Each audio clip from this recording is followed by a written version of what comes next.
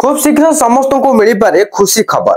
बहु समय धरी साधारण लोके पेट्रोल डीजेल एवं गैस मूल्य ह्रास अपेक्षा करी भितर आसी एक बड़ खबर। तेबे कौन रही सूचना चलंतु से बाबद में फटाफट जानिबा। हेले ताहा पूर्व वीडियो को गोटे लाइक करंतु, चैनल को नुआ आस्तिले एबे चैनल को सब्सक्राइब करी बेल आइकन को प्रेस करी ऑल रे क्लिक कर रखिबा को जमारू भी भूलंतु नाही। केंद्र पेट्रोलियम एवं प्राकृतिक गैस मंत्री हरदीप सिंह पुरी कहिसंति जे अमेरिका समेत विश्व बजार में तैलर प्रोडक्शन बढ़िबार कारणरू इंधनर मूल्य रे ह्रास पाइबार संभावना रही। एथिरे महंगा नियंत्रण होई पारे। एक सांबादिक सम्मेलन को संबोधित करी पेट्रोलियम मंत्री कहिसंति अमेरिका रे ट्रम्प कहिसंति जे से अंतर्जातीय तैल मूल्य को कम करने को चाहते, एथिपई कमिब मूल्य।